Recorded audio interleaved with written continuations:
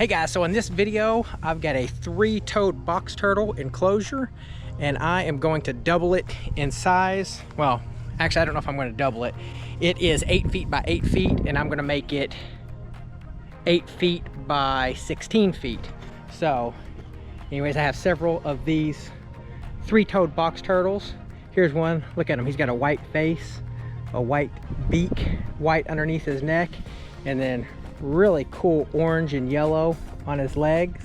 So this is one of our males. This is one of our bigger breeding males, and we're gonna double the size of his enclosure. Well, he's trying to get out of my hand. He is quite active.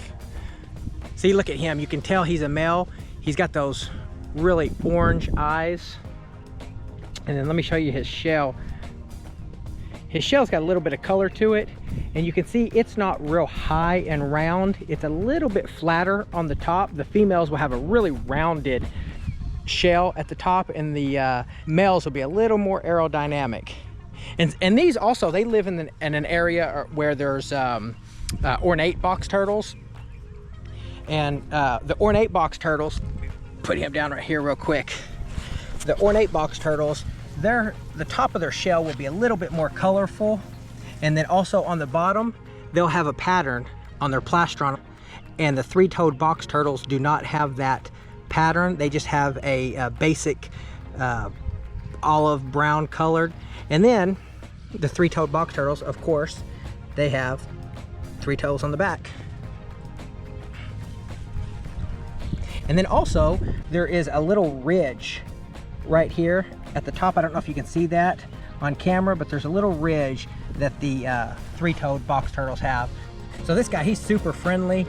He loves to come around us. You can pet him like this. He likes to be petted on the head, and then he really comes to food.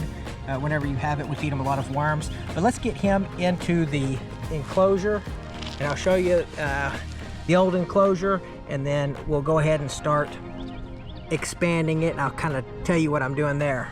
Okay, so here's this old enclosure here, 8 by 8, and you can see it's grown in really well. They've got plenty of places to hide and to crawl under. Their logs, they have all these grasses. Everything's grown in really nice. I have a lot of leaf litter. They love to get under there and to hide, and that's really what you want. You want a lot of places to hide. They've got a water hole right here, and it looks a little bit dirty, but I fill it up with fresh water all the time, and every morning they come in here and soak. Put him down.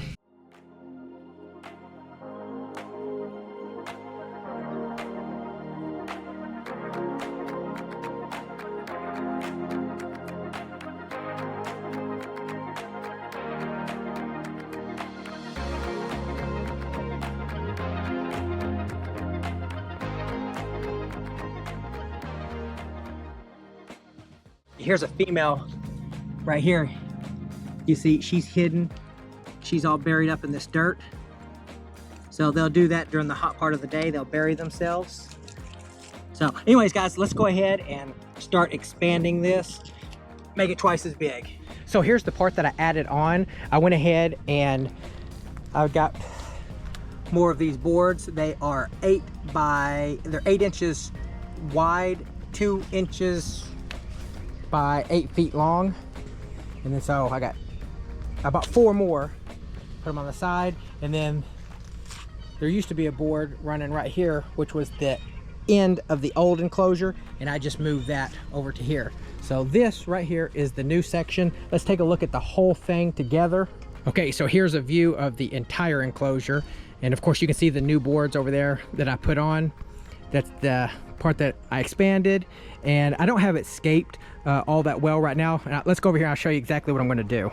I made a little extra pond right here, and I just made this out of concrete. I dug the hole, and then it took 3 bags of concrete. I just put a thin layer all the way around.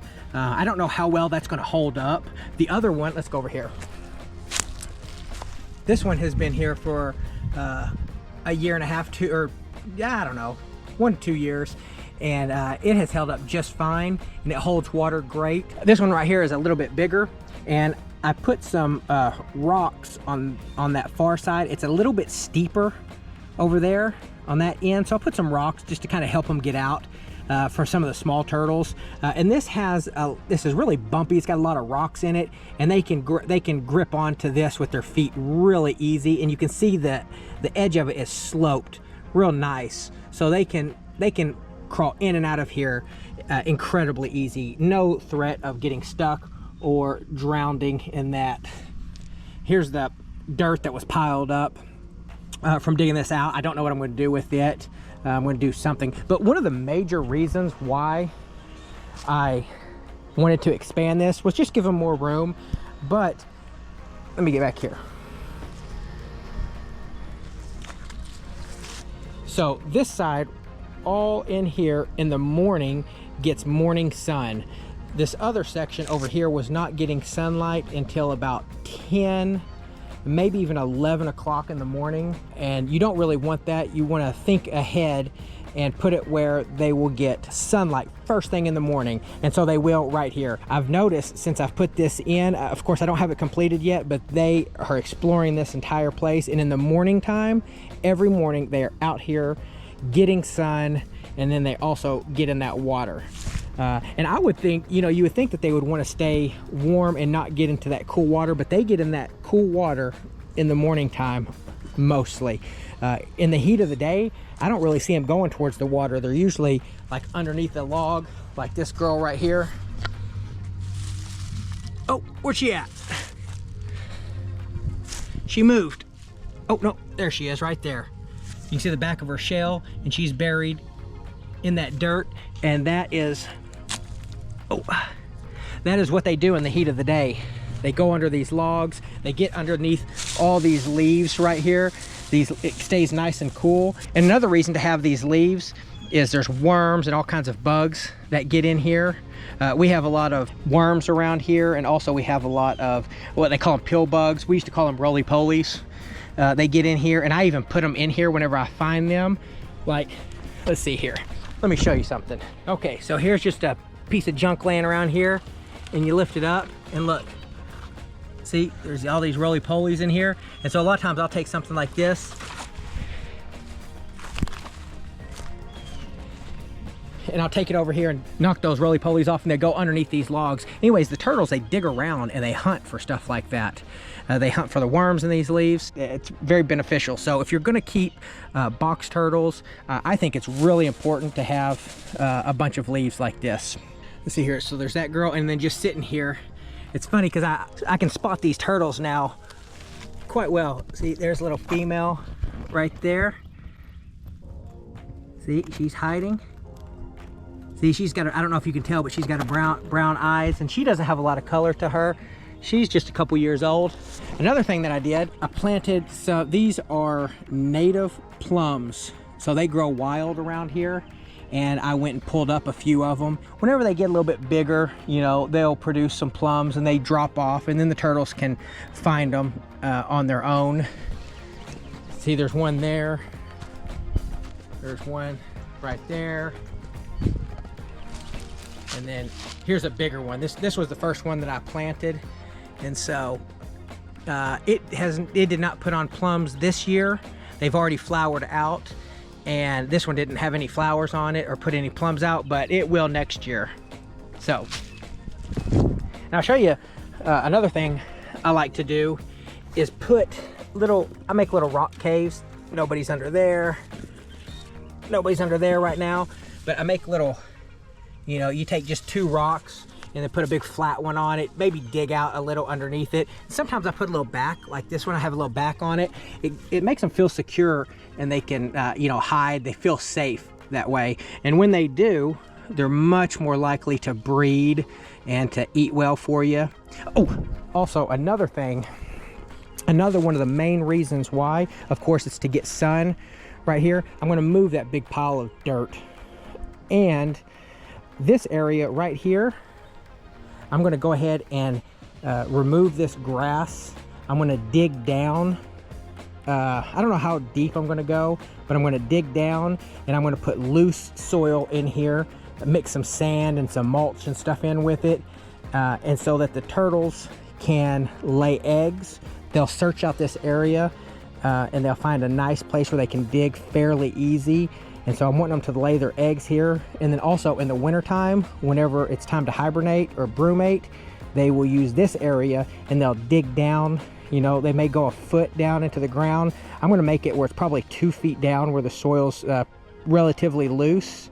And then so that they can brumate right here, and then of course cover it with leaves. So that's one of the main reasons as well. The edges of these boards, because turtles will dig and they can dig out. And so what I did is at the base, I had some tile, like floor tile laying around, and I went down into the ground and put these in, and they go into the ground about 8 inches under these boards, 8 or 9 inches. I did that all the way around so that they can't dig out. But anyways, guys, this is the enclosure. Of course, I'm going to do a lot more scaping and, like I said, figure that out.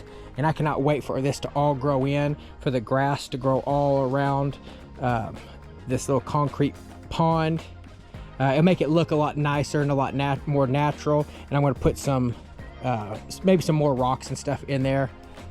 Really excited about this. I seen a couple of my turtles breeding today and yesterday. This one right here, you can't really see her. She's buried under there. That one that I showed you, that's one of the females. And she was one of the ones that I seen breeding.